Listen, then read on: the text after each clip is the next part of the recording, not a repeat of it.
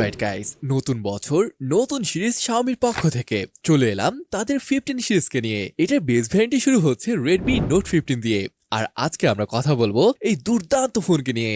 জানেনই তো note series একটা আইকনিক সিরিজ, তবে এই ফোনটা যে সবার থেকে আলাদা হবে তা বলার অপেক্ষা রাখে না। কেমন একটা ডিসপ্লে, কেমন হবে ক্যামেরা, আর পারফরমেন্স বা ব্যাটারির কি অবস্থা, আর ভাই টেনশন কিসের, আমি আছি তো। চলুন তাহলে শুরু করি আজকের ভিডিওটি। আর হ্যাঁ গাইস, প্লিজ সাবস্ক্রাইব করতে ভুলে যাবেন না। তো গাইস, ডিজাইনের ব্যাপার আসলে দেখতেই পাচ্ছেন আগের থেকে এবার ডিজাইনটা একদমই পরিবর্তন করে ফেলেছে। তবে এই ডিজাইনটা কোন ফোনের মতো জানি লাগছে জানাবেন তো কমেন্ট করে। এই ফোনটি ভাই অনেক বেশি লাইট ওয়েট, আগের বছরের তুলনায় এটার ব্যাটারিকে কিন্তু বাড়ানো হয়েছে। তার সত্ত্বেও এটার ওয়েট প্রায় 175.6 গ্রামের মতো। সত্যি এটা আসলে অনেক হালকা, যার কারণে কিন্তু এটার ইনহ্যান্ড ফিলটা অনেক ভালো পাওয়া যাবে। এর ব্যাক সাইডকে যেমন কার্ভ দেখতেছেন, এর ডিসপ্লেটা কিন্তু এরকমটা কার্ভড হবে। আমার কাছে সত্যি বলতে কার্ভ ডিসপ্লে অনেক ভালো লাগে, যদিও এটা রেয়ার হয়ে যাচ্ছে আস্তে আস্তে। এটাতে যে কি প্রোটেকশন রয়েছে সেটা তো জানতে পারিনি, তবে এখানে রিইনফোর্স গ্লাস থাকবে। আচ্ছা, এবারে এই নিচের দিকে আসেন। হ্যাঁ, এখানে দেখতেই পাচ্ছেন SIM card tray, mic, USB type C port, আরেকটা স্পিকার গ্রিল। রাইট হ্যান্ড সাইডে পাচ্ছেন পাওয়ার বাটন আর ভলিউম রকার। উপরের দিকে আবার অনেক কিছু রয়েছে, এই যেমন স্পিকার গ্রিল, আর ব্লাস্টার, আর একটা মাইক। এখানে যে সিম কার্ড রয়েছে এটা আসলে হাইব্রিড সিম কার্ড স্লট, মানে হয় একটা সিম আর একটা এসডি কার্ড ইউজ করতে পারবেন, তারা হলে দুইটা সিমই ব্যবহার করতে পারবেন। এখানে IP65, IP66 এর রেটিং রয়েছে। এছাড়াও ডিউরেবিলিটির জন্য কিন্তু এখানে মিলিটারি গ্রেড 8-on-0 সার্টিফিকেশন রয়েছে। সো বুঝতে পারছেন এটা বেশ ডিউরেবল বটে। তো ডিসপ্লেটিকে নিয়ে যদি বলি, এবার ভাই বড় ডিসপ্লে পাচ্ছেন। এখানে রয়েছে 6.77 ইঞ্চের FHD+ OLED প্যানেল। এটা 3D কার্ভ ডিসপ্লে, মানে মাইক্রো কার্ভ না, একদম প্রপার কার্ভ ডিসপ্লে। এতে 3200 নিটসের পিক ব্রাইটনেস রয়েছে, 1000 নিটসের XB মোডে। এবার যদি ভাই বেজেল নিয়ে বলি, হ্যাঁ খুবই পাতলা। সাইডের বেজেলকে যেমন পাতলা করা হয়েছে, তেমনি এর উপর আর নিচের দিকে ভালোই পাতলা করা হয়েছে। সত্যি এটা বেশ ইমার্সিভ ডিসপ্লে। মাল্টিমিডিয়া ব্যাপার আসলে এটা সত্যি দারুণ হবে।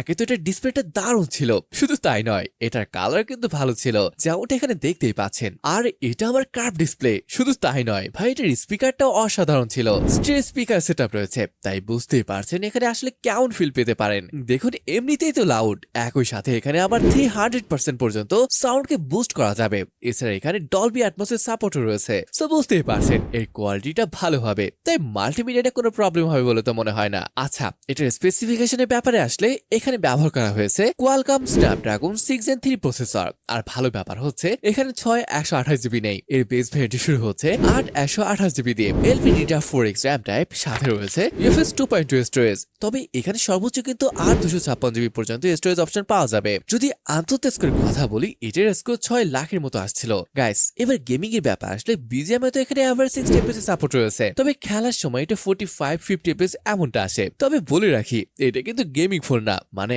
আপনি যদি লং টাইম ধরে গেম খেলেন তারপর কিন্তু এটা খুব একটা গরম হয়ে যায় না। আবার এটা স্টেবিলিটি স্কোর ছিল 90% এর মতো, যেটা অবশ্যই ভালো একটা স্কোর। 5520 mAh এর ব্যাটারির সাথে রয়েছে এই 45 ওয়াটের একটি চার্জিং। আর এখানে কিন্তু রিভার্স ওয়াট চার্জিং এর ব্যবস্থা রাখা হয়েছে, এটা অনেকের কাছে ভালো লাগবে। এবার যে বিষয় নিয়ে কথা বলবো, এখানে ব্যাপারটা একটু খারাপ লাগলো। দেখুন এখানে out of the box Android 16 থাকার কথা ছিল, কিন্তু বাস্তবতা হলো এখানে রয়েছে অ্যান্ড্রয়েড 15। তবে ভাই হতাশ হবেন না, কারণ এখানে রয়েছে 4 বছরের মেজর অ্যান্ড্রয়েড আপডেট আর 6 বছরের সিকিউরিটি আপডেট। তবে এখানে কিন্তু থার্ড পার্টি অ্যাপ অনেক রয়েছে, একটু কষ্ট করে আপনার রিমুভ করতে হবে আর কি। হাইপার ওয়েসটা কিন্তু খারাপ না, বেশি স্মুথ সোয়াইপ টাচ অ্যানিমেশন, তারপর অ্যাপ ওপেন ক্লোজ, এগুলো বেশি স্মুথ একটা ফিল দেবে। আর ভাবছেন 2026 ফোন, এআই ফিচার কি আছে এখানে? হ্যাঁ ভাই আছে, না থাকলে কি হয় বলেন। জেমিনির ইন্টিগ্রেশন রয়েছে, সার্কেল টু সার্চ, এইগুলোই আছে আর কি। আবার কানেক্টিভিটি নিয়ে যদি বলি, এখানে পাচ্ছেন 5G, dual 4G 4T, Wi-Fi 5, Bluetooth 5.1 এর সাপোর্ট, আর সাথে রয়েছে আর ব্লাস্টার।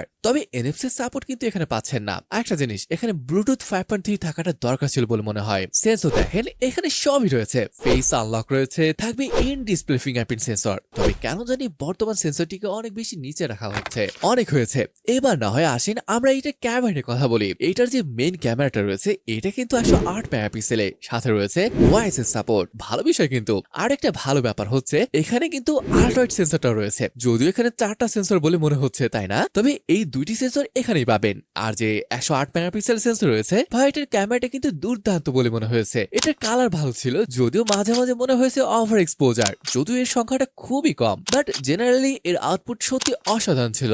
কালার বলেন, ডাইনামিক রেঞ্জ, স্ক্রিন টন, এগুলো সত্যি ভালো লাগার মতো ছিল।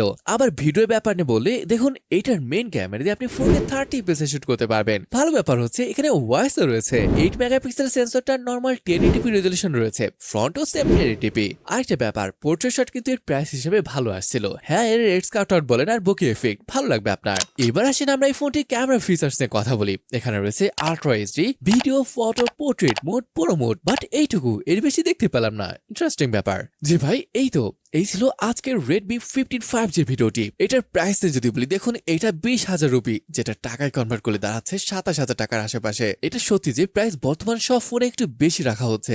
ওভারঅল যদি দেখেন এখানে আসলে অনেক আপডেট আনা হয়েছে। যাই হোক, ফোনটি আপনার কাছে কেমন লাগলো তা কমেন্ট করে জানাতে পারেন। তাহলে ভিডিওটি এখানে শেষ করছি, দেখা হবে পরে কোনো অসম ভিডিওতে। ততক্ষণ পর্যন্ত ভালো থাকুন, সুস্থ থাকুন, আল্লাহ হাফেজ।